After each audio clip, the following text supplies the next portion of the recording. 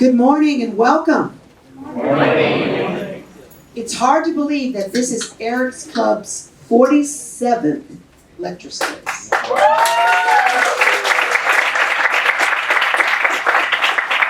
For those of you who I have not met, my name is Charmaine Taylor, and I am honored to serve as the current chair of Eric's Club. And we are so excited to have so many of our members here today to also celebrate today with you.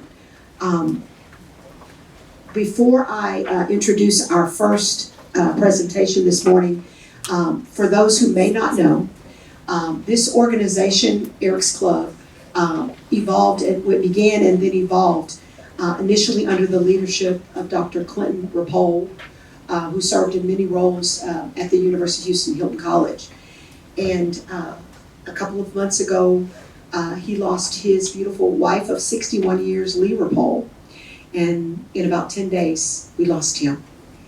It's a very emotional time for many of us, and we'll be celebrating their life and their legacy later this afternoon. But the Rapoles were very special, and if any of you students that are in the room had a chance to meet him, because he's come to a lot of our events, and of course many of the alumni who are Eric's Club members that I'm going to have stand up in just a few minutes had the pleasure of knowing him more personally. We all thought we were his favorite. He had a personal relationship with each of us. He talked to us on the phone. He visited with us. For me, I thought it was a big deal because I'd known him for 40 years until I met the ones who knew him for 50. So at any rate, I just wanted to make sure that you were aware of that, and we're going to do a little tribute to him in just a few moments. But before I do that, I am super excited to see all of the Eric's Club members that are in the audience today. First, I'm going to ask the Eric's Club board members, the current board members, to stand.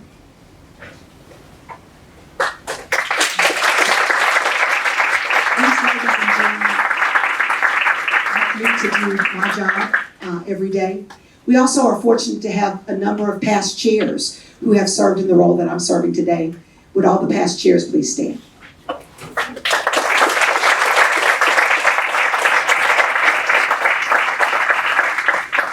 And this is super important because all of you are going to go, when you graduate, to work somewhere. And the people that are about to stand up, you may be working for them, the company that they represent. These are C-suite executives who happen to have graduated from the best college in hospitality, the University of Houston. And they range everywhere from, in our midst, the chair of Southwest Airlines, the owners of the Rustic, who was one of our new members, Hilton, Hyatt, you name it, they're there. And of course, we're going to hear from our speaker. But would all of the members of Eric's Club who've come from all over the country just to be here with you, for you today, please stand.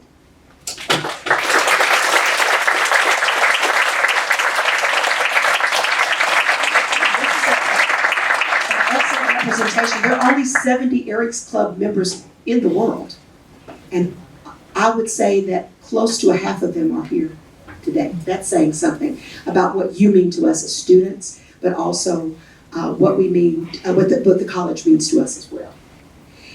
And so I mentioned to you about Dr. Rapole, and I'm going to invite my fellow board member Bob Cowan, who knew him very well and was one of our earliest members of Eric's Club, to come up and share a little bit of a tribute of his life. And while he's speaking, if you could run the video of the slides of Dr. Rapole.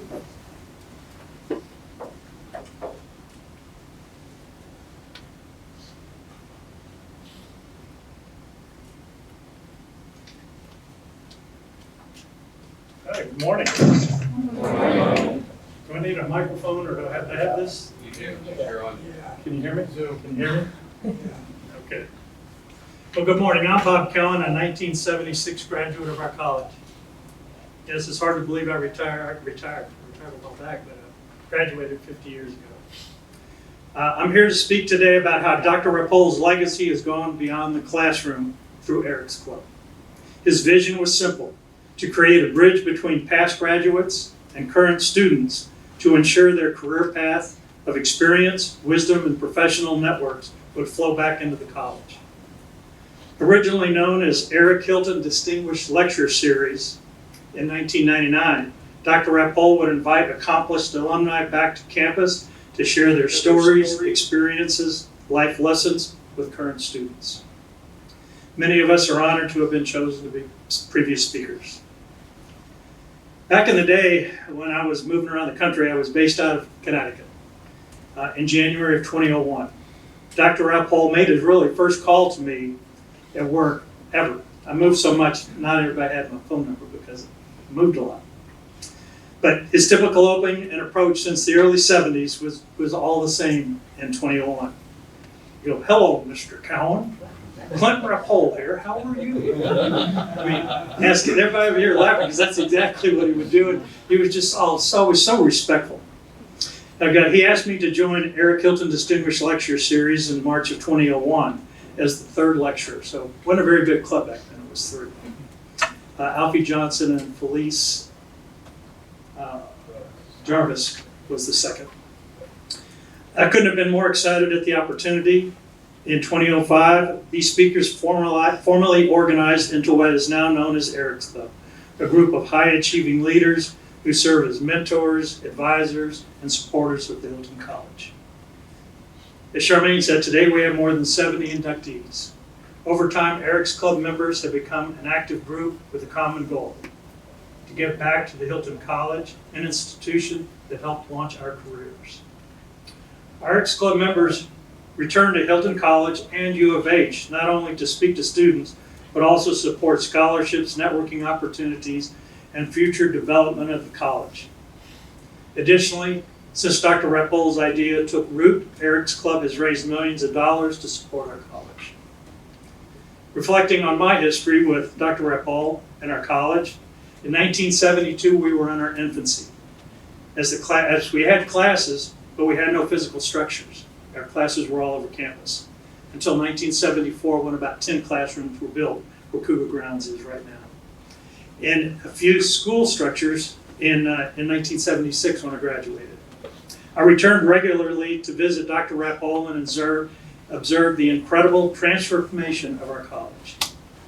Dr. Rappole has been an irreplaceable building block to what we have today 50 plus years later.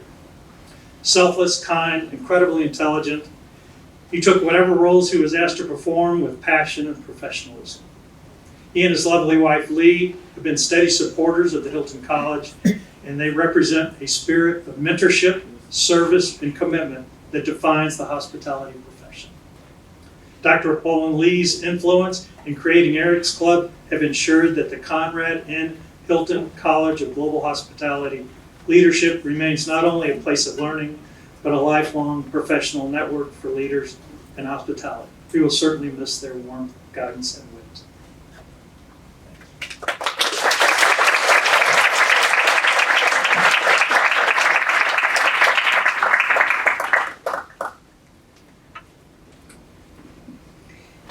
Thank you, Bob, and thank you all for allowing us this opportunity to share just a small piece of what the Rappoles have meant to us.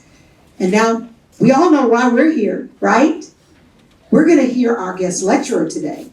And to introduce her, it has been our tradition to always have the previous lecturer from the 46th lecture this year, which is Brad Dorsey. And Brad is going to introduce our speaker. And then from that point forward, we will immerse ourselves into the life of today's speaker and learn about her journey and be available to be enlightened. Brad?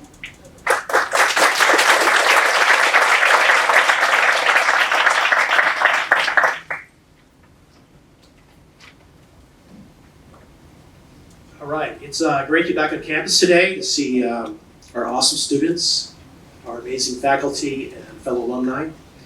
Today you're in for a true treat. Anna Schmid, a Hilton College class of 1995 graduate, is back to share her remarkable journey. Anna is a hospitality leader with over 30 years experience across resort operations, casino events, brand development, strategic partnerships, and corporate social responsibility within some of the world's most complex integrated resort environments. she's held over 25 diverse roles in hospitality, including leadership positions at the iconic properties like the Venetian Las Vegas, Atlantis in the Bahamas, and Caesar's Palace.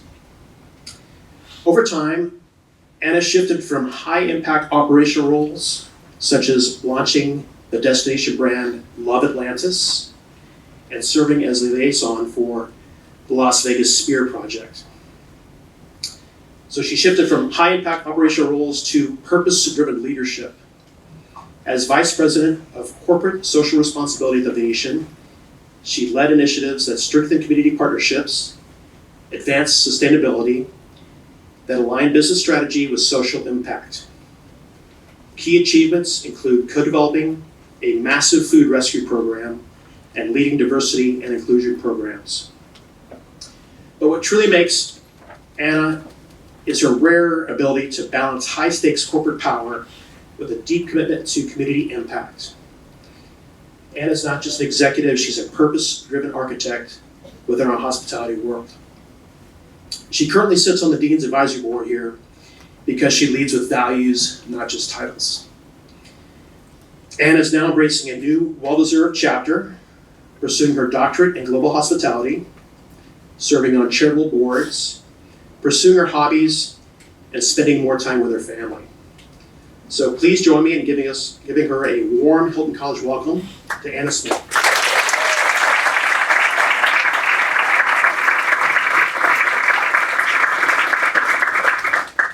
Am I on? Can you guys hear me? Good morning. So exciting to be here. It's very surreal to walk back into this room when you spent a lot of time in this room 30 years ago. I'm sure that all of you feel the same, but it is an honor. I have a confession to make though, which is about this slide, is that I have a reoccurring dream about this very classroom that has happened almost my entire adult life. And I'm not just making this up for this presentation. This dream comes up again and again and again through my 20s, 30s, 40s. I think I lost it into my 50s because I was just probably too tired, sleeping very deep. But here's how it goes. I walk in through the doors over here. I come down about 2 rows, 2 seats in. I look around. Everybody is heads down, exam packet open, Scantron, so we know it's the 90s, because I don't think we use Scantrons anymore, do we? And they are feverishly working on an exam, right? The professor is looking at me like, what are you doing? I panic. I realize I have no backpack, I have no pencil, I have no paper, I have no exam packet, I have no Scantron, I have no idea what the exam is about. There is only something that identifies it in the room as being the final exam and most of the grade for this class, right? So at this point, I completely panic. I start to sit down, and as I realize I'm going to fail the course, I'm going to fail the test, I'm going to have a lot of explaining to do, I wake up from the dream. Every single time. Never see how the dream ends, right? Well, today I walk back into this room in a very different place. Still a little nervous, a little more prepared, but excited to be here. And I kind of have this come full circle of where everything started for me right here at U of H. So when Charmaine calls you from Seguin, Texas, and she tells you it is your turn to do the Eric's lecture, first of all, you get a little nervous. Second of all, you think, oh my gosh, I have to follow in the footsteps of all of these amazing humans that have gone before me and shed so much enlightenment on everybody. And then you really start to go through, okay, what am I going to talk about? How am I going to leave an impact? What are things that I would have wanted to know when I was sitting in your chair? But first, let me tell you a little bit about who I am and why I'm here. I am first off mother to Ava and Stella. Ava is 21. She is a junior now at Sonoma State University. She's almost 21. I'm not looking forward to that age. And she is studying to be an elementary school teacher. Stella is about to turn 16, also not looking forward to that age. She's learning how to drive, and she is also a competitive dancer, a sophomore in high school, and keeps us very busy as dance parents. I am a wife to Paul, who is here today, first time at Hilton, and we've been together for almost 17 years, and I'm excited to have him here with me today. I am daughter to Sue and Dave. They celebrated their 69th wedding anniversary just a couple months ago, and my dad, Dave, turned 90 in February, so it's been a momentous year for us. My brother Matt, my only sibling, is my older brother. He is the one holding down roots here in Texas for us because the rest of us do live in Las Vegas now. And not most importantly, but can't be forgotten, dog Mamba Charlie. Yes, Charlie's the best. So when I look at not just this is personal, this is my personal life. I also love travel. I love photography. I love to get out and play golf with Paul. I love to give back to the community and be as involved in Las Vegas community impact as I can. And as my role at the University of Houston, of course, I'm an alumna. And then I am on the Distinguished Eric's Board, which I'm so proud and honored to be. I'm also part of the advisory board, and I am a brand new student, just like so many of you in this room. I am your fellow student here, and I'm a doctoral student, and this is my second semester. So I'm opening up a whole new part of my brain and getting to meet some of the professors and instructors that I didn't get to have the first time around, and I'm also getting to have some of them a second time around. So be sure that you're behaving in class, because you might get them 30 years later. So then so class of 28, I know Ricky's my classmate, so I had to give a shout out. Class of 28, Dr. Ogre, we're gonna make it through this. So as I go into my, I have a very non-traditional career path, and so it was kind of hard for me to say, which part of do I touch on today? What do I talk about? But when I put it into a snapshot, I was able to work in multiple different properties across the U.S. as well as in the Bahamas, 2 times in Vegas. But I started right here at the Westin Galleria in Westin Oaks as a front desk agent. And I moved around in that property a little bit to food and beverage and to food and beverage promotions. I actually worked with Helena there. First time I'm seeing her in many, many years. And also moved over to sales and marketing for a little bit. But when I graduated, it was only a few weeks afterwards I hit the road for Las Vegas. I was like, I want to live in this town. I'd been there one time before, and the moment for me was walking into the Mirage. Who's been to Vegas in the room? Few people? All this side. The Mirage is no longer there. It is now being turned into the Hard Rock, and there's a big guitar going up, and it's innovation and it's progress, and that's all great, but I will always miss the Mirage, because the day that I walked into the Mirage, the first time when I came to Vegas, I was like blown away. I'm like, how could this be a part of, this is the coolest part of our industry, and I have to be a part of it, right? I mean, you walked into the tropics, you had the humidity level go up, you saw the waterfalls, you saw the scents. I mean, everything that we're used to today in immersive casino resorts was like, I mean, I had just walked into paradise, right? And I was like, I have to come here and work here, right? No matter what my capacity is, I need to come to Vegas.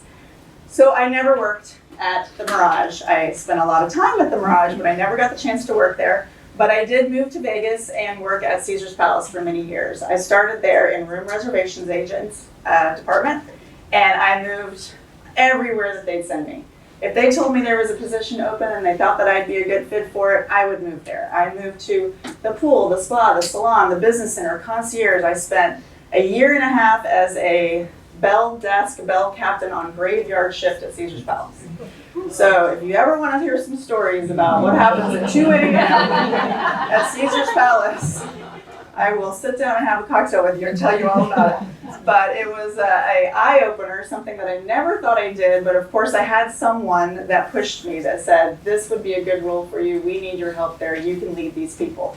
So I did it, and then I also moved back when we had to open up one of our salon areas. And then I wound up finishing my tenure at Caesar's Palace as the Director of Guest Services, Director of Guest Relations.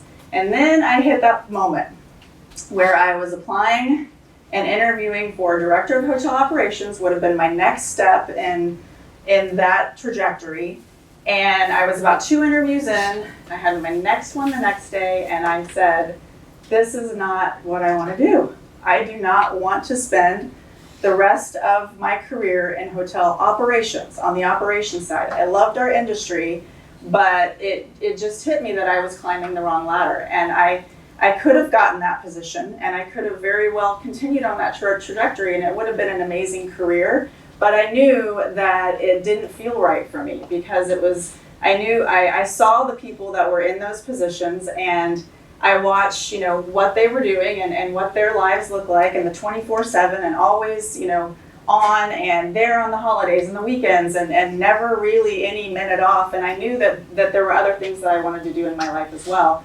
So I moved my ladder to a different house and I started climbing something different. And at this point, I decided I wanted to delve into entrepreneurship. So I did step out of Caesar's Palace and out of hospitality for a little while, and I took on the wild world of weddings. And I worked, I opened a bridal boutique, and then I opened a floral design company. And so I had those for about 3 to 5 years. At that point, I was married the first time to my first husband, and we had a little girl, and I'd opened those businesses, and in a couple years, I found myself divorced, unexpectedly divorced, and I was like, what do I do now? Because I had these 2 businesses. I lived in Las Vegas, my parents were there, my whole support system was there, and I had 2 very small, young businesses that I was still trying to make myself a paycheck. So at that point, I get a call. I get an unnerving call, but an opportunity nonetheless, that asked me to come and interview at the Fort Lauderdale offices of the Atlantis in the Bahamas. So I said, I can't. I've got 2 businesses. I've got a little girl. My family's here. I can't leave. But this particular very persuasive person, who was a mentor of mine that I'll tell you about later, he said, just come out, take a look, see, maybe you'll like it. Maybe you'll want to do this. And I said, okay, I'll come out. So I went out, was offered something I could not turn down. It was stability, it was excitement, it was a whole different, new, fresh start. So me and my 3-year-old Ava, the almost 21-year-old, moved across the country, not knowing really anybody over there, and settled in Fort Lauderdale. And that is where I reconnected with Paul, and we were married a little while later. We had Stella. I worked for the Atlantis for almost 9 years, and moved all around that property as well. I worked in casino special events. We hosted property events and island events like Miss Universe, Battle for Atlantis, basketball tournaments. We hosted music festivals, food festivals, and I got to be involved in that and also really learn how that happens on an island, because resources aren't as available on an island as they are here on the mainland. And so it was a very unique experience trying to understand how all of that worked and be very resourceful as well. But while I was there, I worked on the event side and then also developed the weddings and celebrations part of the business. And then we also had some overlap with the one and only Ocean Club, which was the high luxury that is now the Four Seasons there. And then I was able to work in guest activities, entertainment, and dabble in a little bit of the casino side as well. And then during that time, we had the opportunity to also move to the island. So we worked there. We lived there for 1.5 years, which was an awesome experience for us and our kids, because they got to go to school in the Bahamas, and we just got to learn, all about a different culture and really kind of, you worked a lot on an island, but when you didn't work, there wasn't much to do. So you were either, hanging out at the beach or playing golf. So it was a good opportunity, but you're going to work and you're going to earn it, but then you're going to have a great experience. So we stayed there, and then the call came again from the same mentor. And he said, have a position in Las Vegas, and would you be interested in coming back? And I said, well, we've got a great life here, and, we were really planning on staying in the Bahamas a little bit longer, but then we said, okay, let's go back to Vegas. My parents lived there at that point. I knew it very well. Paul was excited to move over. The girls, were kind of like, let's go for it. They were pretty resilient at that time. And so we moved to Las Vegas. I started the Venetian Resort. I moved around that property. I didn't show you the Bahamas. And moved around Venetian Resort for the last 10 years. Started in partnerships and event optimization, and then moved into starting or developing more the weddings and celebrations brand there. And then also doing quite a bit of time in public relations, influencer management, marketing, and corporate social responsibility. So that kind of is what my life looked like for the last 30 years. So It is not traditional. I started here, I wound up here, and there are a lot of twists and turns in between. And if you looked at them on my resume, on LinkedIn, you would say, what happened here? Because it's not your typical trajectory or your traditional path through hospitality, but it is one that worked for me and that I have a lot of amazing experiences because of it, and I wouldn't change a thing. So if I take, but this was the moment. This was the defining moment, right? And I was sitting, this was 4 months ago, I was sitting at the Venetian in a board meeting that we had every 3 months. It was a leadership meeting, going over all the numbers, all the things that we were doing, all the exciting stuff coming around the corner. And Paul and I had talked about it for a year or so, like maybe me stepping away, maybe me figuring out what comes next, taking a break, breathing, thinking about the next chapter. I've been going into these types of resorts for the better part of 3 decades, so maybe there was something new, a new chapter to lean into. But this moment hit me like a ton of bricks. I was sitting at this meeting, and this is exactly what was going through my head the whole time. I'm looking around at everybody, I'm taking in everything that's being said, but I constantly have it buzzing in the back of my head, what am I waiting for? What am I waiting for? I've been thinking about this, I've been thinking about stepping away. I'm in a position that I really love, that I carved out, that I was working so much with the community and lots of great impact and everything that we were able to develop, but I kept on thinking, what am I waiting for? Why don't I make the move? Why don't I figure out what comes next? And so we worked through it, we figured it out, and on February 6th of this year, just a couple of months ago, I stepped away from 30 years in hospitality for the time being, you never know what the future brings, and took a break and decided to figure out, not taking this break knowing what was next, but taking this break being open to whatever comes next. So I wasn't chasing at this time, I was just opening myself up to what might happen next. So when I give you all of that and I throw all the things I love and family and places I've worked and places I've been and organizations that I'm part of, it looks like kind of this word soup, right? But you can see the family is the biggest because you don't go through this whole journey on your own. You go through it with the people that support you and help you shine and make life even more beautiful. And that is whether it's your family that you're born into, the family that you collect along the way, the family that you create. It's your village, it's your people, and then, see, I'm gonna get emotional. The biggest part of my village is sitting right there. So I just want to thank him for being here, first off, because he has had his own very non-traditional path, professionally and personally, but what he's taught our daughters and I is that attitude and effort are everything, and that you are only a few good decisions away from an incredible life, and he is my best decision by far.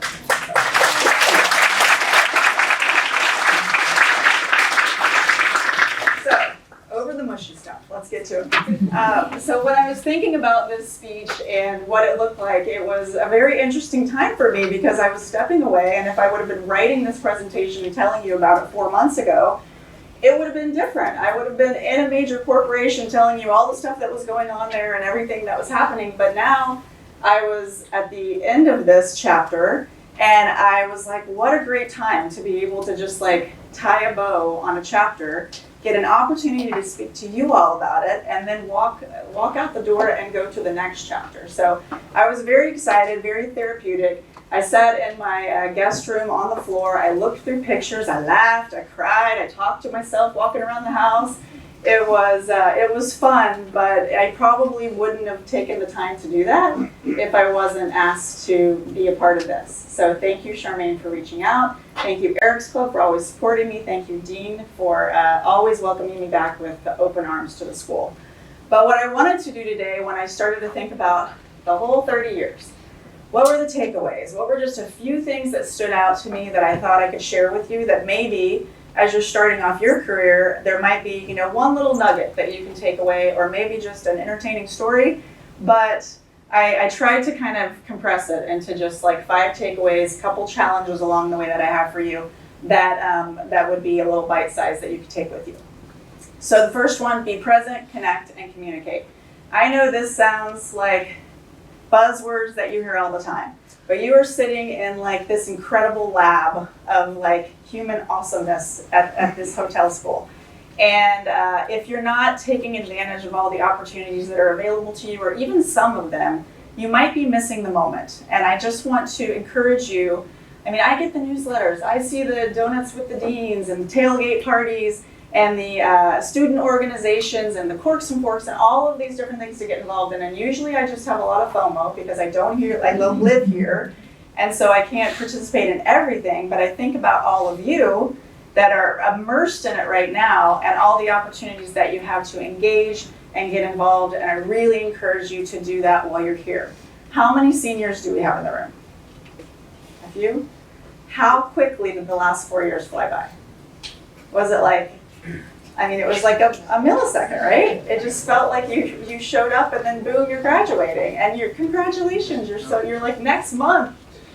And I think about that time and it's just, this is the time. Get involved, look up, be present, and get involved in what is here for you because it's really, really special.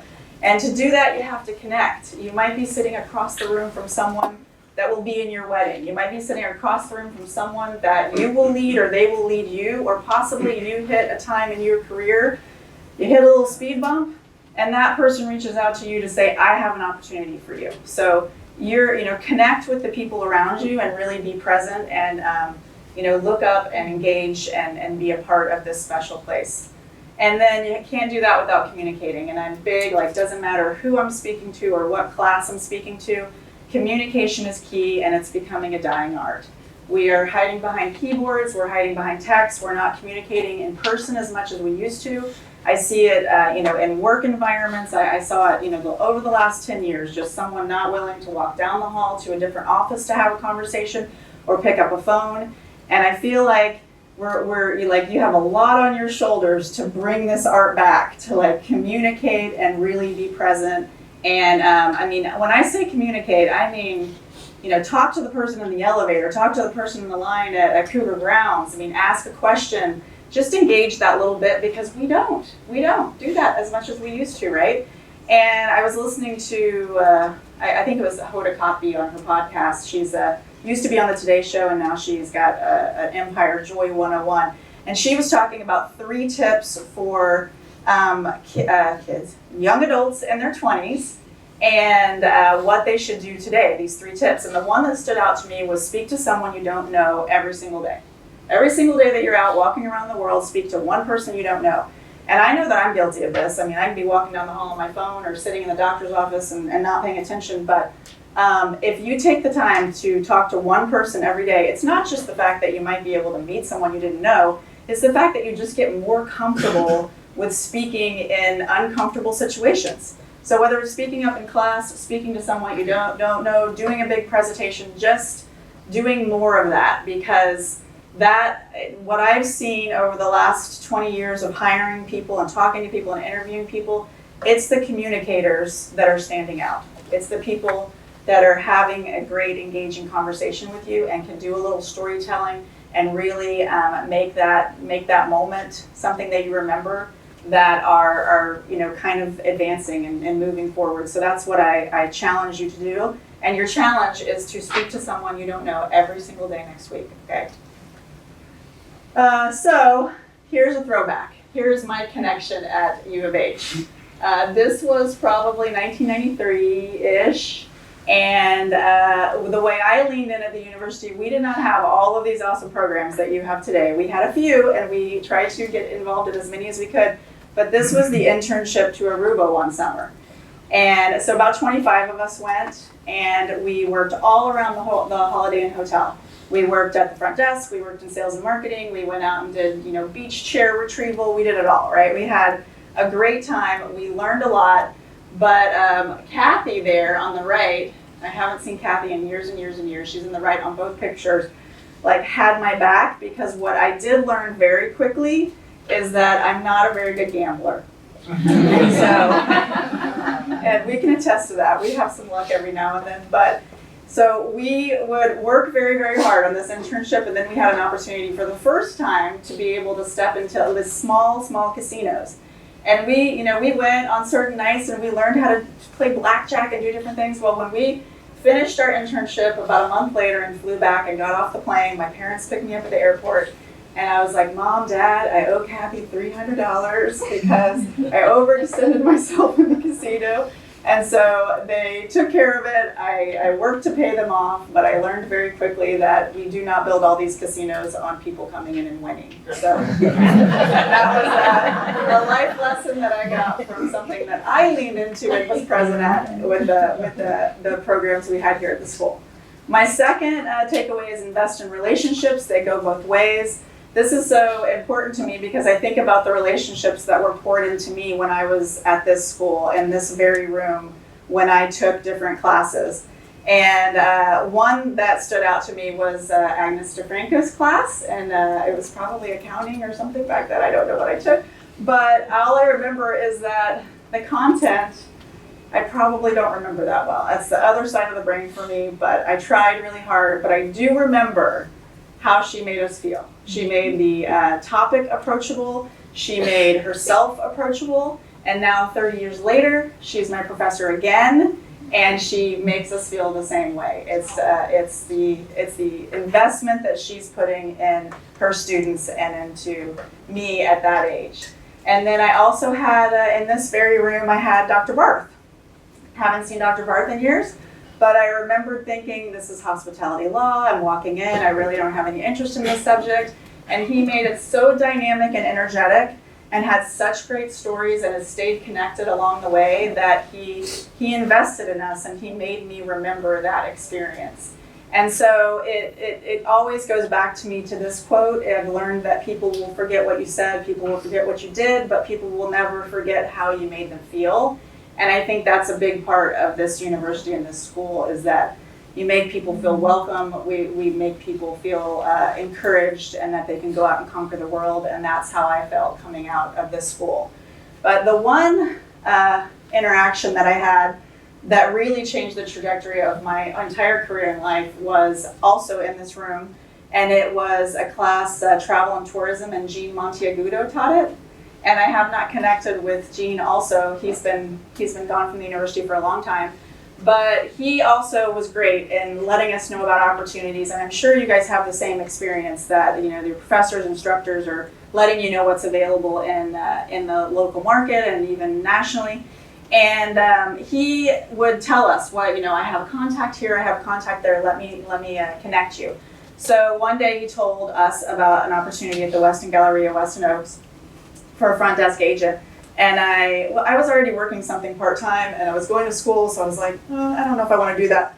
But then he said, you know what, you should go. You should go and interview with this contact that I have and see how it goes, right? So I did. I loaded up after school. I went over to the Weston Galleria. I walked into the executive offices and I was really intimidated. And Helena will remember probably this time, but because we had the same boss at the time. But you walked into his office and he had like the original stand-up desk, not what our colleague has created, but like it was like a big block of wood, and it stood like this tall. And he's not a big guy, and he was standing behind it. And I walked in and I was like really intimidated at first. And then I said, okay, do I stand because he's standing? Do I sit because that's going to be weird because he's standing? So everything I was like really intimidated by this, but it was a really great interview, and I wound up somehow getting the job, even though I was incredibly nervous. And the funny thing is that was a connection made here through a professor that had invested in me, sent me over there, made the appointment for the interview. I went, I got the job. So this is George Marcantonis, and he has been my lifelong mentor from that day that I was introduced by someone here at the school. So here's us working together in the Bahamas. And here is George and his wife Sarah at my dad's 90th birthday party just a couple weeks ago. So I think, when I talk about relationships, it's like that's the type of relationship I learned from in this industry was people in the school pouring their selves into you, and then people in the industry that stayed connected the whole way. But when I say it goes both ways, it goes both ways because I've taken everything that I can from that relationship and poured it in to the people that I've led, the people that I've taught, the people that I've worked with, because I realized how early and how important it was early to keep those connections alive. And sometimes it's not easy because we move all around the world and we get very busy with life and with families and kids and whatever we decide to do next. But you know, the little time that it takes for you to connect with someone, to say, I saw this article and I thought of you, or pick up the phone and call them, or plan to meet when you're in the same city, it only takes a little bit of time. And especially when you're leading a team, when, you know, if you have a big team underneath you and you're taking a moment to learn about their families and their interests and stopping by their desk and you know, checking in to see just the little personal things, it's like that's what I learned from this school and from some of the relationships I made from this school, and they can, you know, they can last a lifetime. So invest in relationships. It'll take you a long way and give you a lot of joy along the way. Third takeaway, be a part of building things that last. You won't regret it. And what I mean by this is building anything from scratch. So you'll go along in your career and you'll have opportunities to be on teams and you'll have opportunities to lead teams. But every once in a while, you might be thrown an opportunity that you actually get to start something from the beginning and see it executed and see it launch and see it open. It might be an opening to a hotel. It might be an opening to a restaurant. You might start your own business. Any of the above is worthwhile and is so memorable. When I was looking back on my career, I was thinking of a couple times that I had the opportunity to do this and how much it meant to me. So the first, Brad mentioned when he introduced me, was this brand Love Atlantis. When I got to the Bahamas, we weren't really doing, you know, destination weddings in a big way. So I got together with my team and I was like, how do we build this? How do we create something that is the number one place, the number one destination in the Caribbean or, you know, anywhere to have a destination wedding? And we built it from scratch. We branded it, we logoed it, we marketed it, we campaigned. We went around the states. We marketed to brides and grooms and meeting planners, and we talked about this amazing new brand called Love Atlantis, right? So we got to build that part of it. Got to build the brand part of it, which was really exciting. Whether it was the photo shoots or the stories or having influencers come out to meet with us as well. But then we were able to also put the idea together for this facility called Ocean's Edge. Now at that time, this land was empty and it was sitting right on the most beautiful stretch of Bahamian blue water. And no one was using this spot, right? And so we put together a whole idea, a whole business plan around it, and went to the head of the company and said, we think we can build an amazing venue here. You know, can we get your support? And everybody was like, nope, not gonna happen, right? They said it's too much money. We can't run whatever, you know, infrastructure out there. We've got, you know, the sales team was not really for it because they wanted something a little bit bigger for their groups. I mean, there were all types of pushback. The CFO, too much money, it was on and on and on. But we kept pushing, we showed the ROI, we showed the interest. We got to build the building and build the structure and design it and get with the contractors and get focus groups together to say, what do you want in this building? And really see it, you know, emerge from really the sand into the structure that it was, Ocean's Edge, and then become like the hottest venue that there was on the property. And also, you know, when I look back on it now and I see on social media posts, you know, events and everything happening at that facility, for just that little spark of moment, I get to say, I was a part of that. I got to be a part of building that, and it's still sitting there and still doing its thing, and people are still having awesome memories there. And the other part of my career that I remember this from was, you know, a little place you might know of called the Sphere.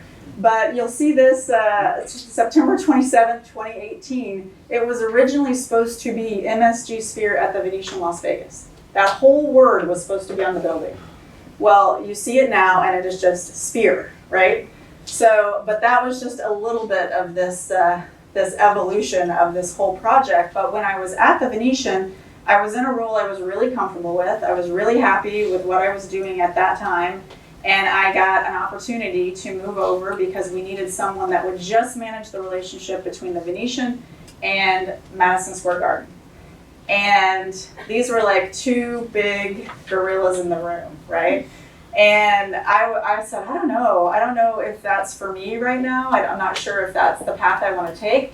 But I thought about it for a few days, and I was like, you know what, this thing, if it comes off and if it's built the way that they're talking about it to be built, it is going to be the most amazing thing we've ever seen in entertainment. So I don't want to give up that chance. I want to get involved with something from the beginning and help build something that lasts. So it was a role that I was able to just collaborate and figure out the deliverables on each side, because when you think about attaching a big sphere to a monster building like the Venetian, and then all the infrastructure and everything that has to go between it, the groups that have to work together, who's going to run what, how's this going to work, how are we going to get all these people from this side to this side when we have a convention going on, it gets pretty complicated, right? And a lot of the conversations were not easy conversations, and a lot of the people that were working together didn't always agree. But I think it was a great learning lesson on not only, you know, being a part of building something from scratch, but also just that collaboration, and that there's always a way to work together and there's always a way to figure it out. And now, you know, it was awesome to see it from the ground up. You know, walking through touring media, telling people about all of the different aspects of it, seeing it topped off before it opened, and then opening weekend, it changed the whole landscape of Las Vegas. It's like you fly into Las Vegas now, and it's like, what's that big thing sitting in the middle of the city? And you know, even if it was just this tiny little part that I got to play in it, I look back on that part of my career and I think that thing is standing out there in the desert, and it's changing and transforming the way that we consume entertainment now. I think this is a video, but I'm not sure if it'll play.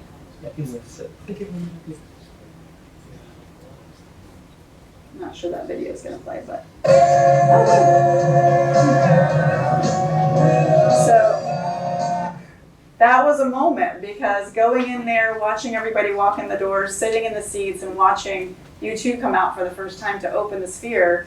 I mean, and I was thinking about back when they put the shovel on the ground in 2018, and that I did get the opportunity, and I was so lucky to be along the ride for the whole thing, was something that I'll never forget. So my build things that last are just really thinking about, you know, that one project that maybe takes you out of your comfort zone, but it might create these experiences that, you know, you'll never forget. So 4, creating your own opportunities. If it doesn't exist, make it happen.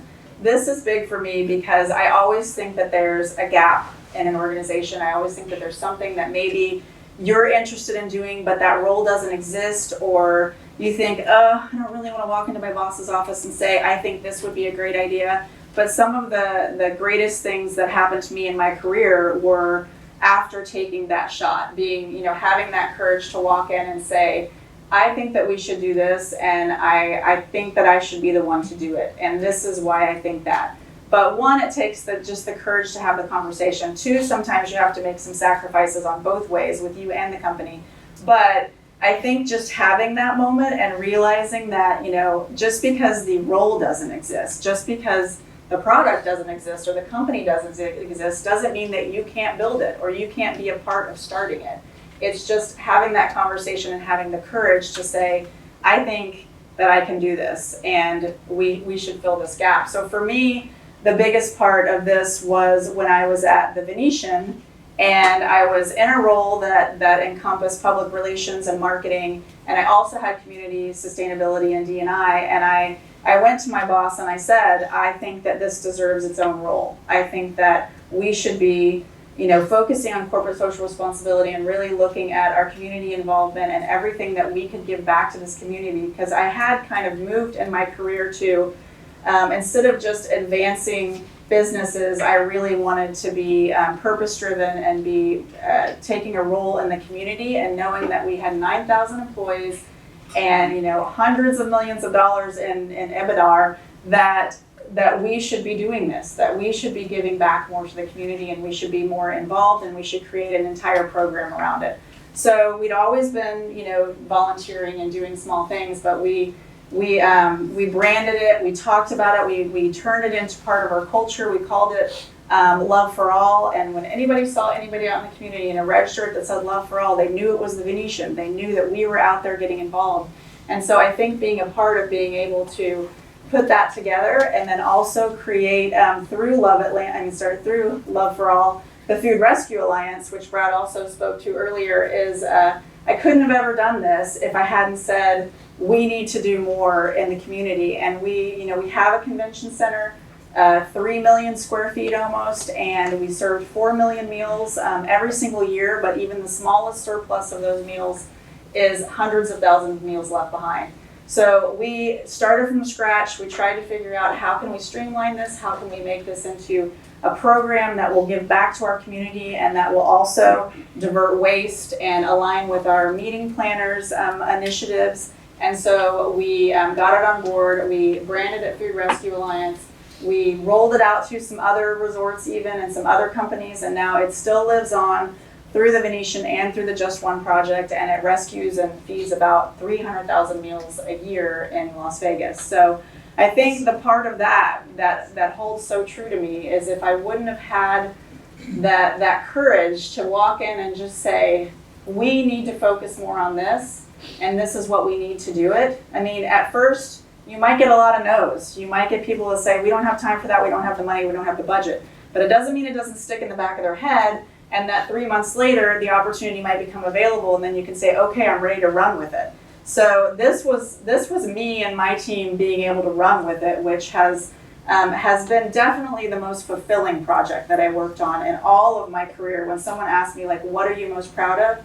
I say Food Rescue Alliance, because I know now the impact it makes. I know that I can still stay involved in it, and I see what it's doing every day, and I just say, have the courage to step in the office and say, we need this, and I think I can do it. So my last takeaway is it's all about the unexpected. I'm a big fan of everything unexpected, because I think when you look back in your life on your core memories, on things that have happened in your life, the things that are most memorable that stick with you are the unexpected, the things that came along that you did not see coming, right? So when I say, when I talk about the unexpected, being it and creating it is the first thing that comes to mind. So when I say being it in this context, I think a lot of the world at this point in your career is going to put you in a box about the size of your resume, put you in a box about the size of your LinkedIn profile. But you need to be a little bit more. I mean, they're going to look at that paper, they're going to put it through an algorithm that's going to be sorted by keywords and all that stuff. And if you get the chance, when you step in front of someone, I want you to be the unexpected. I want you to give one more nugget that they're going to remember and walk away with that makes them think, and that makes them think when there's a position available, oh, remember so-and-so because of this unique thing. So everybody in this room has a story to tell. Everybody has something interesting about them, even if you don't think that someone else will think it's interesting. And if you bring that to the table, then it's that one piece that's memorable. And I have a couple of examples from when I even checked in yesterday. First off, William checked me in. He did a fantastic job, by the way. And he, was talking to me very friendly. And then I asked him the simplest thing. I'm speaking in a class tomorrow. It's in CHC 180. Can you remind me where that is? And he said, yes, of course I can. It's right down the hall, da-da-da. And then as I turned to walk off, and he said, hold on 1 second. He got someone, got them from the back, pulled them out, and he said, let me walk you there, right? And I know that this is a service standard of hotels throughout the world. Walk someone halfway, walk them all the way there. But I can tell you, it doesn't usually happen. So at that point, at that time, at that desk, William made an impression on me, and it was a little bit unexpected, because here I do, you kind of expect it to happen. It's the college, it's the school, but I see it across hotels everywhere that the standards are in place, but sometimes they're not executed, and it was executed beautifully, and I will remember that about this visit.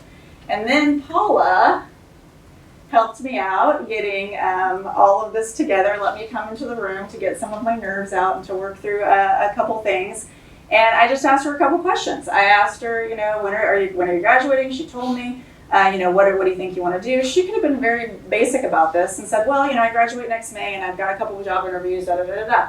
But she went in a little deeper. She told me that she was interested in, and correct me if I'm wrong, Paula, but you told me that you were interested in working for companies that offered experiential events through motorsports.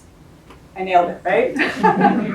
And that really stuck out to me. That was something a little bit unexpected about Paula, that every time I see Paula, or if I get a chance to work with her again, I will remember that. And if I cross over into that realm and I deal with anybody in the motorsports area, Paula will come to mind, because that little thing about her was unexpected.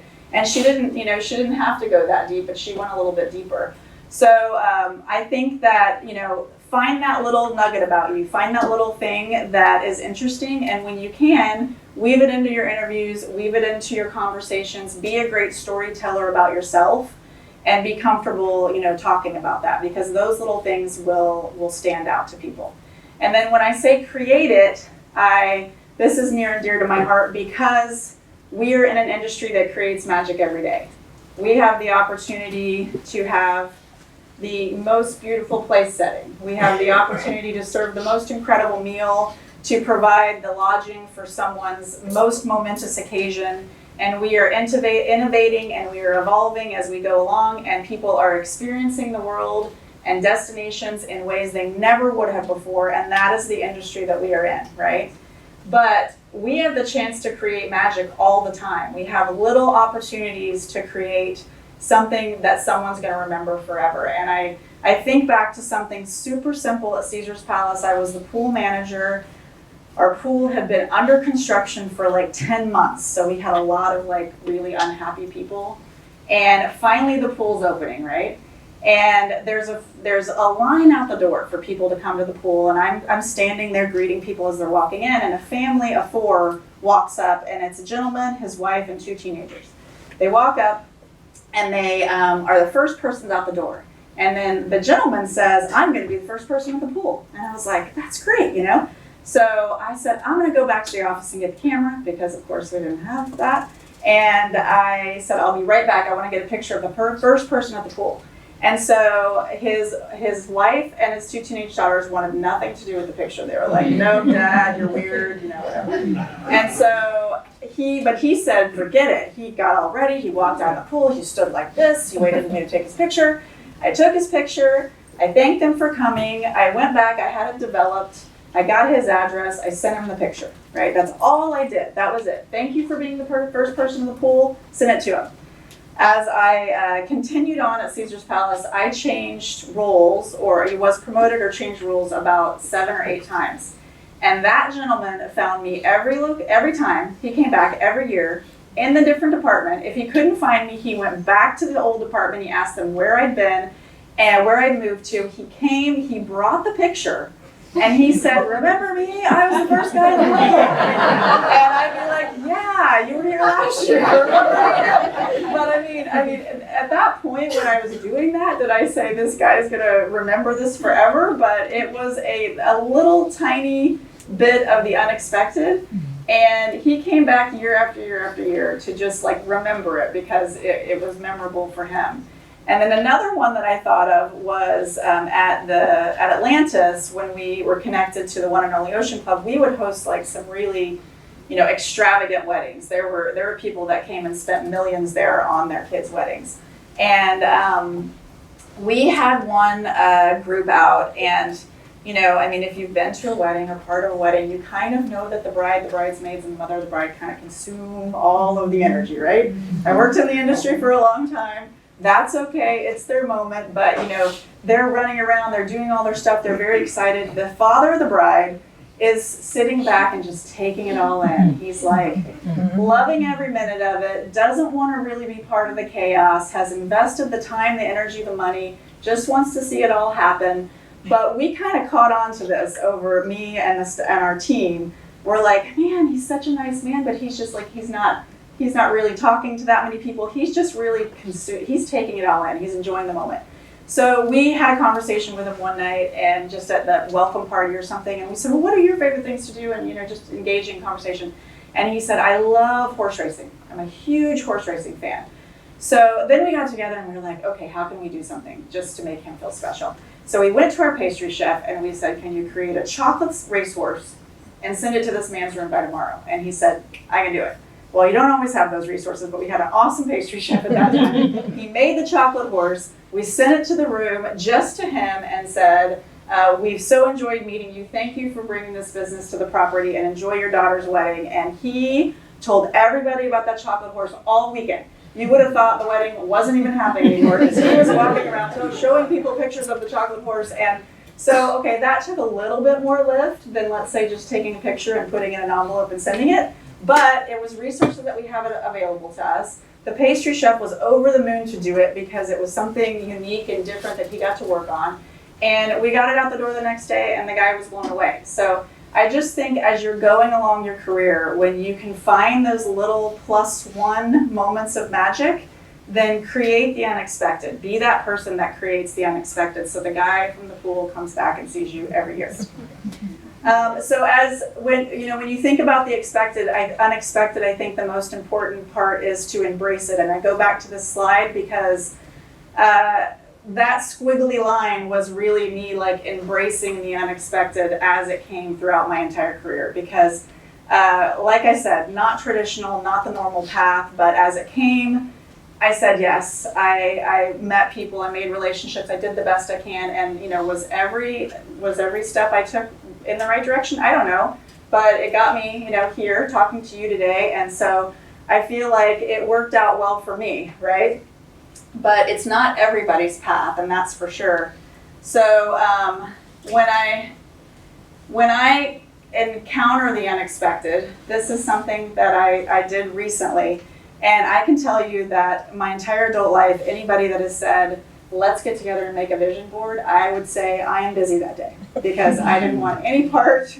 I thought it was a little hokey. I thought it was a little woo-woo, but I was like, okay, you do you, but I'm not into the vision board thing. Well, I got involved with one. I got suckered into doing one this year, and it was such a great experience. So I don't want to say I have been a hater on them for so long, and now I am a true believer because this was actually part of the one I created. And then as I put it down and thought about like the next chapter, it was amazing to me how it just visually, like what was important in my life just visually appeared on this board, right? And it was divided up into categories, and I could clearly look and say, these are the things that are important to me right now. Now, does it change every year? Absolutely. But am I going to keep doing them? Absolutely. But I was able to look at mine and pull out that right now on, April 9th, whatever day we're on, April 9th, 2026, these are the things that are important to me that I pulled out of that experience. So even if it's not creating a vision board, maybe it's just picking a few words. Maybe it's saying, you know what, I'm not going to negotiate on these 4 things. So when the unexpected hits you and when your life turns into the squiggle, you say, okay, well, I'm standing on these 4 or 5 things, and these are the things that I really don't want to move on, and that will help you make the next decision when you're feeling a little bit uneasy.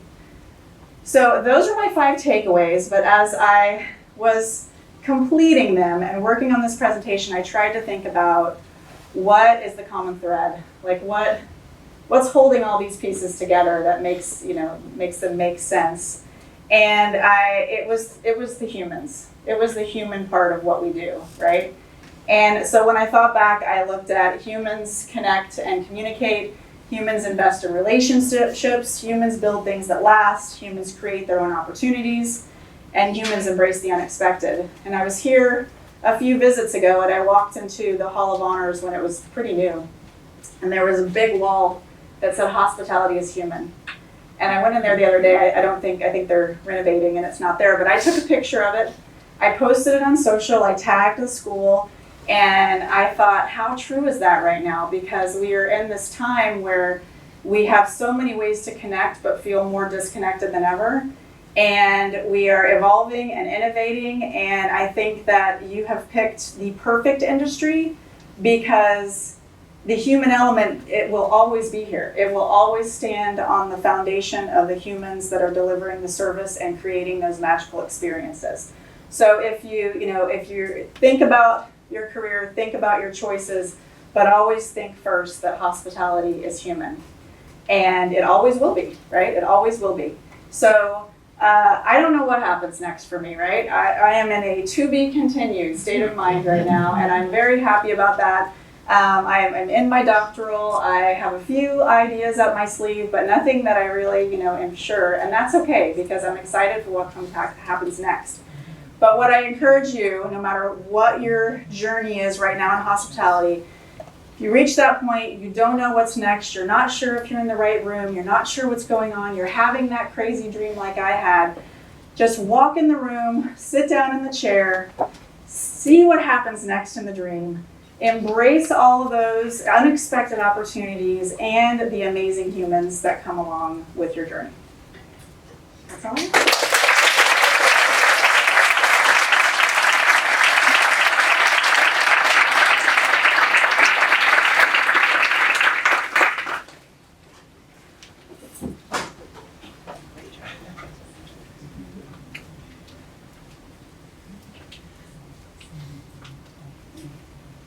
So we have some time for a few questions before we roll into them while we're bringing in the chair. I was a little emotional earlier, as you probably know, and I didn't take the moment to allow our wonderful dean to just at least say hello to those in our Zoom audience. And since Anna is one of your Dean's Advisory Board members, as a way of closing that part of our presentation, I'll just, whatever you might like to say, and I can bring the mic to you if you prefer. That was outstanding.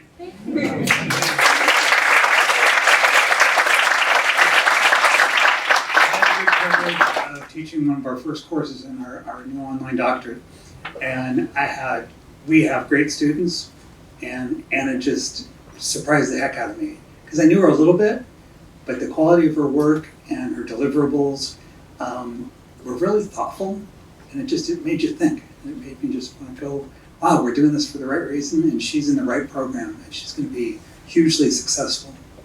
And you're right, we are very blessed. We have a great college, a great university, and probably the best students anywhere. Would you agree?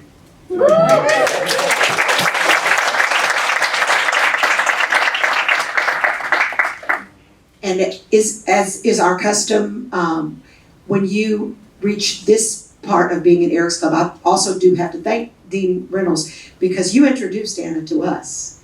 And then she became a member of Eric's Club and has been a part of us and giving back ever since. But we wouldn't have known you had it not been for her joining your advisory board and getting to know you as a person. So we're excited that now you've reached this pinnacle, as we call it. So there are many Eric's Club members, I mentioned earlier, 70, but not all of them are distinguished chair lecturers. You receive this actual chair.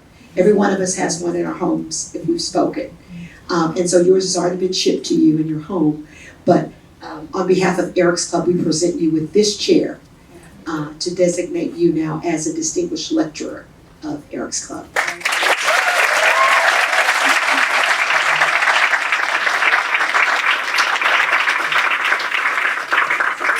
Minutes before the meet and greet, so if you have questions for Anna, I'm going to turn that over to Paula, and I'm going to take one last point of personal privilege because Paula's been our intern for the last 2 semesters and she'll be graduating.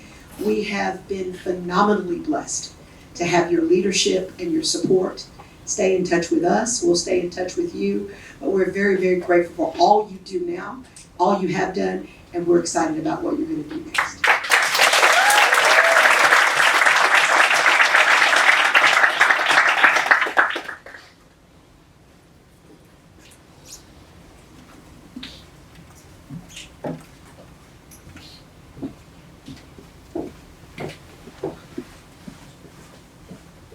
So if anybody has any questions, start raising hands, and these lovely gentlemen will bring the mic so you can ask a question.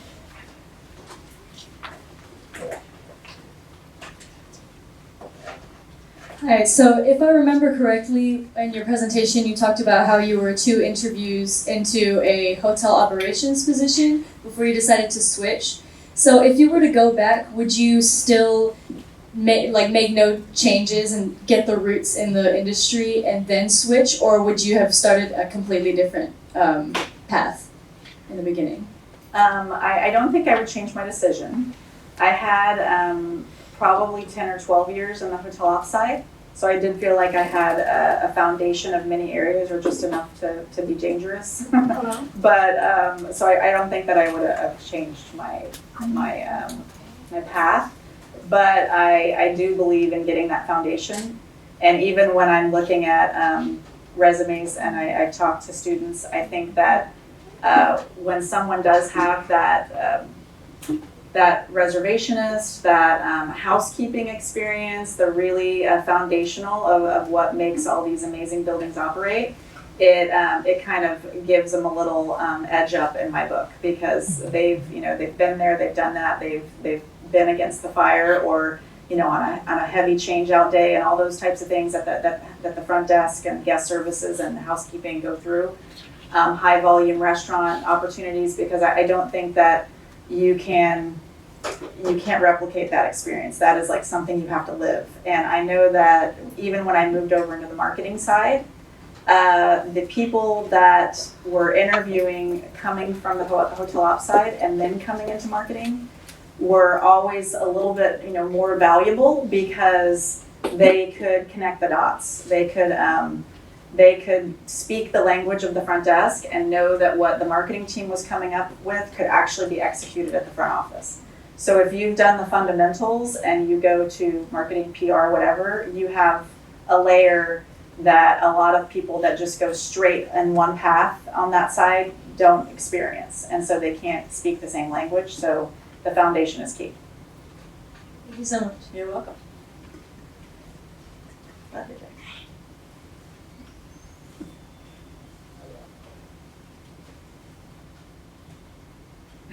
I can. Okay.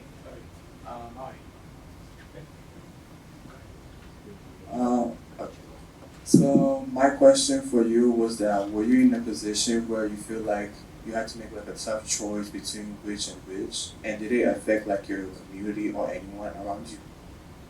What do you mean by which and which? So what I'm trying to say is that, were you ever like in this position where you feel like you have to make a tough decision, and it's like you don't know which choice you're gonna take, and you don't know how it's gonna affect anyone or how it's gonna change anything?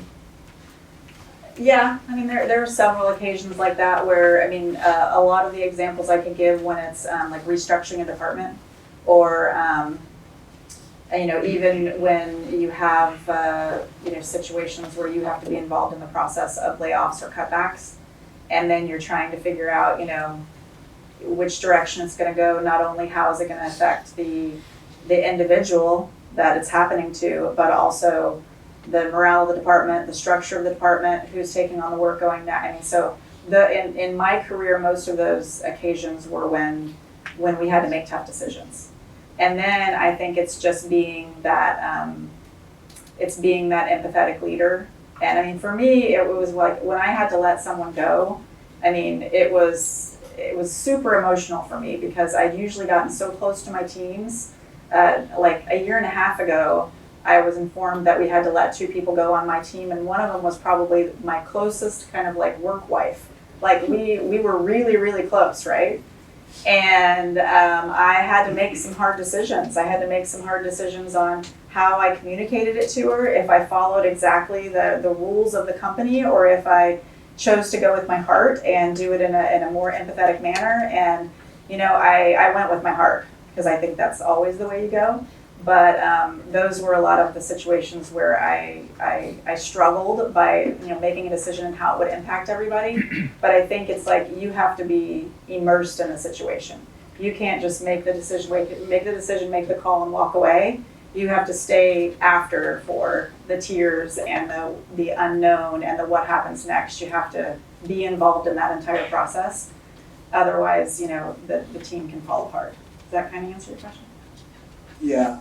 Did you ever feel like you were second guessing it? And did you ever feel like if you want to make this tough decision, did you feel like you have to ask somebody, like get opinions and so on? Yeah. I mean, the funny thing is about my dream is that I when I chat GPT'd it or Googled it to see exactly what the dream meant, it told me I had a huge case of imposter syndrome.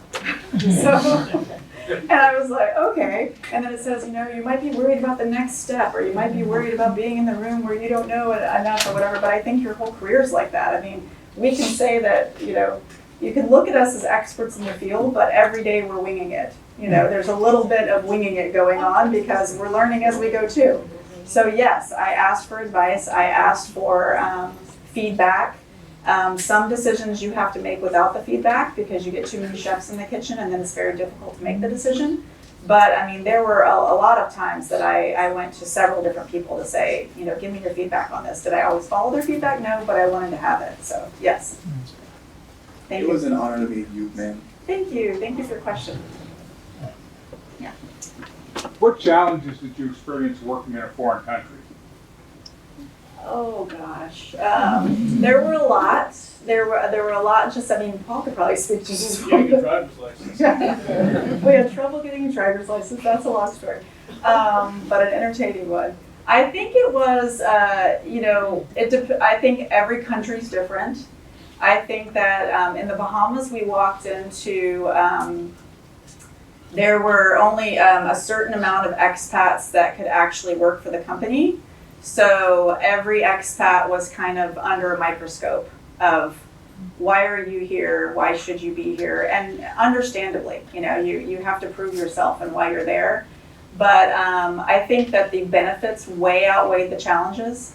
And it also just, it flipped on a resourceful light and, in your mind of like, let's get these things done. But I learned so much, and amazing people, and just being immersed in a culture that you're, not aware of, and then just even the day-to-day things, like, whether it's the cuisine in the team member dining room, or if they're having a special holiday that you're not aware of. It's like learning every single day, not only your job, but also the culture, and then making sure that you're honoring it and celebrating it properly. So I think that was part of it, but I think it just, you created your team, you built a strong team, and then, you had to build a lot of trust, because you were an outsider coming in, and you really needed to prove why you were there a little bit more than you would if you were something in a position stateside. Yeah. Just bouncing off of what he said, how was it like transitioning into one of those foreign countries? Like, was it just like when you were offered the opportunity, it was just like you have to plan it before you go, you have to find the housing, find the school that your kids would go to? Or is it like the hotel gives you temporary rooming until you kind of established all that, and then you go off? We, I don't think we had temporary rooming, did we? I was there, I stayed in the hotel all the time, but we went over, we worked with, luckily, because there were, let's say, 75 expats, they had someone in the organization that would kind of, soften the blow, make it easier for you. But they're even driving on the other side of the road. So you're like, okay, one, you gotta get your license, but two, then you gotta learn how to drive on the other side of the road. And then the kids' school was probably 30 minutes away, so you're navigating like just different things. But it took a little bit of time. We couldn't just land and start going. The easier part for me was that I had been working for the property for several years and just flying back and forth from Florida. So I already, I had a good network there. So I wasn't just like going in blind. We did have executives that just like landed on the island and started. And that was a little more challenging because I already had like my footing, and I had a great team that was really supportive. And but we had friends at that point. They told us, this is a great place to live. How about that? And so we had some help along the way, but it wasn't something that you could just drop into overnight. It took a little time, took a little prep. But I highly recommend it. Working outside the country is amazing. Hello. Hi. So, you have all this experience, and I know you mentioned how mentors played a big part in your career. I was just wondering, what would you say is like the best thing to keep up with your more interpersonal relationships, like mentorships, while you work? Just keep the connection. I think it's you gotta take the time and energy, because you'll finish your week, finish your day, be exhausted, want to go home, and then you get that call, or you reach out and say, can we grab a drink or a coffee or whatever, and you're so often, it's easier to say no. It's easier to say, oh, I'm tired, I gotta get home, I've got this or that or whatever. But I think it's just like finding that extra energy to keep, because it's not, it's just like a friendship almost. It's like when someone falls off and stops communicating, and you feel like it's only one way, then you're like, do I really want to be friends with that person anymore? But you still kind of fight it, because you're like, I'm going to do it, I'm going to try. But I feel like it's the same way with a mentorship. And often when we'll put like mentees and mentors together, when we used to at the Venetian, I noticed that it would all kind of fall on the mentor. And I saw that over and over again, that they would say, well, let's, like, they'd create a whole itinerary for them, But I think it really has to be the other way around as well. Like the mentee has to be stepping up and saying, what does your schedule look like? Here are the three. I mean, make it as easy as possible for your mentor to mentor you. Like, drop into their schedule. Say, these are the 3 times. I see you have 15 minutes. Can we get coffee? Instead of like, do you have time in the next 2 weeks? Like, make it precise. Help them out a little bit. And I think, but it's all about just taking the extra time and energy, because we'll be exhausted, but you have a few extra minutes. You have something that you can do that will remind them that you're still in this, and then, just keep it going. Keep it going as long as you can, because you have a good mentor, and they're like gold. They're like family. Thank you. You're welcome. We're gonna take one last question on this side.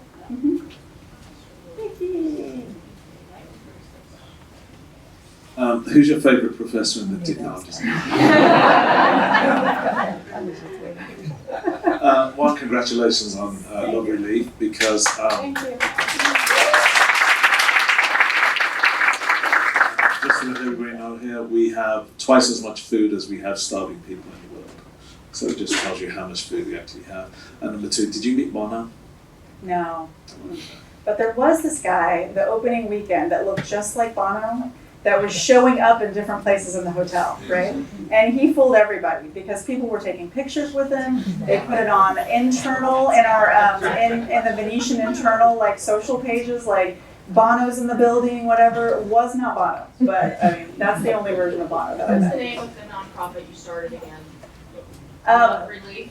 Oh no, Love for All was at the Venetian. Love for All. But the Just One Project is the nonprofit that we did the food rescue with. Got it. That's the one that's still running it.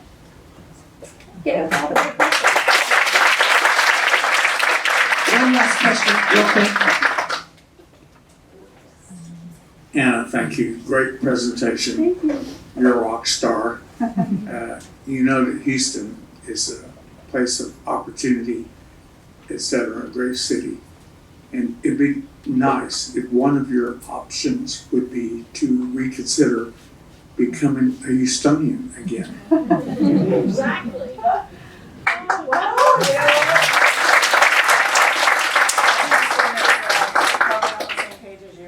Becoming a Texan again, so you never know. We want you here. Thank you so much. I never say never at this point.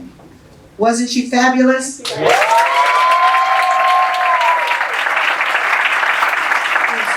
grateful for you to be here, Anna, and like I told you, you had nothing to worry about. But what I really enjoyed most of all was the humility and grace with which you shared your story with all of us. It gives us all something to shoot for. So thank you again. So now you students have the opportunity to meet one-on-one with potential mentors, sponsors, and when I say sponsors, not the ones that are going to be bidding on those silent auction prizes, which we do have that active link right now, but people who can say your name in rooms where you're not, because they've encountered you, as Anna mentioned, in an unexpected encounter while you were at the Hilton College at University of Houston. And so I'm going to ask the Eric's Club members to go out to the foyer. There will be tables that will identify the industry or a portion of the industry that they work in, and they're going to be there to meet you and talk to you and answer your questions one-on-one. Thank you for being here today. We wish you the best with all the activities that are happening in Gourmet Night. How many of you are participating in Gourmet Night? So I'm really proud of you for showing up today. It means a lot to us. But as we end every presentation, we look forward to seeing you at our next lecture, which is going to be the 48th. And we have our speakers for the 48th and the 49th. Helena Finley is going to be 49th, which is going to be next spring. We're excited about that. And we also have Bill Hendricks, I believe he's here, from the Hotel Hershey. Everybody likes Hershey's chocolate. He's going to be our speaker next time in the fall. So we look forward to having you back in the fall and the spring and networking with you today. And go Cougs.